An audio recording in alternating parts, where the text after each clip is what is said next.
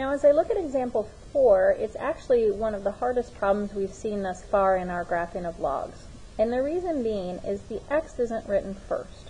And so we're going to have to be careful to probably rewrite it with the x first. And the reason that we need to do that is the same as it was in August.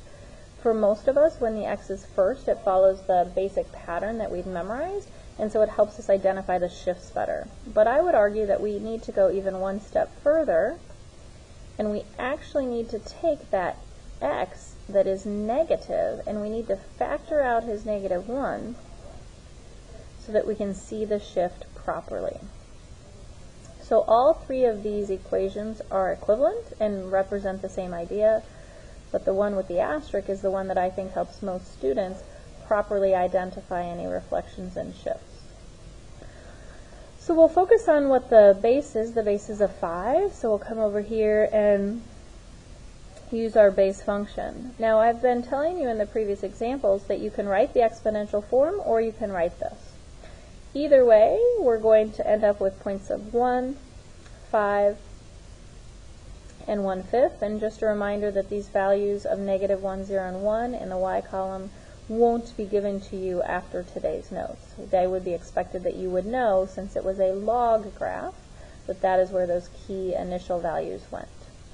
So we'll graph those points at 5, 1, 1, 0, and 1/5 -1.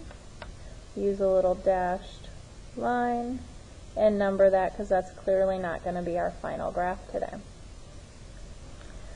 So one of the things I want to then try and pick up on is, what does this negative out inside the function really do? Well, inside affects the x, so in terms of a reflection, it needs to, I'll use a little smiley face so that we know where we're connecting it to. It's going to be our reflection over the y-axis.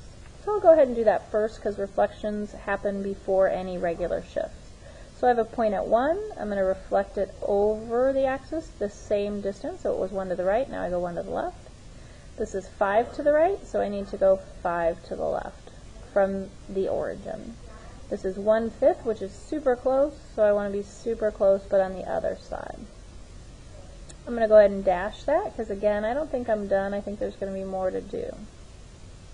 Now, some people like to fill in all of these pieces first. There's some flexibility in that, and if you have any questions, we can talk specifically about those in class.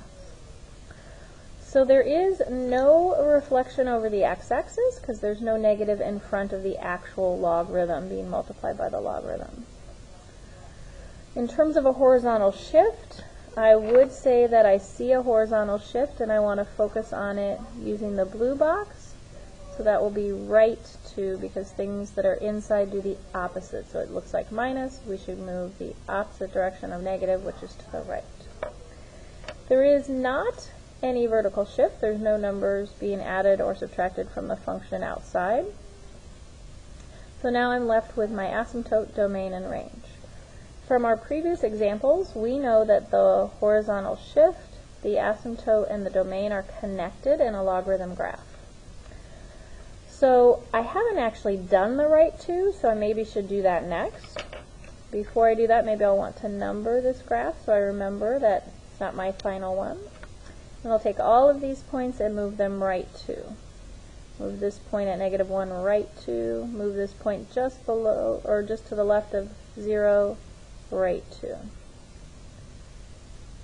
I want to be careful that when I get close to the asymptote, that there is not any crossing of the vertical asymptote. So my asymptote moved right, so it's at a +2. And when I look to my domain, I want to ask myself if the points on the blue final graph are to the left or the right of this asymptote. Well, clearly they're to the left, which means that I need values that are smaller than 2, which is what -infinity to 2 says. As has been the case in all of our logarithm graphs, the range is -infinity to infinity. Now, although we're seeing that pattern today, in the assignment that accompanies these notes, you're going to see a mix of log graphs and exponential graphs that we learned on the day prior.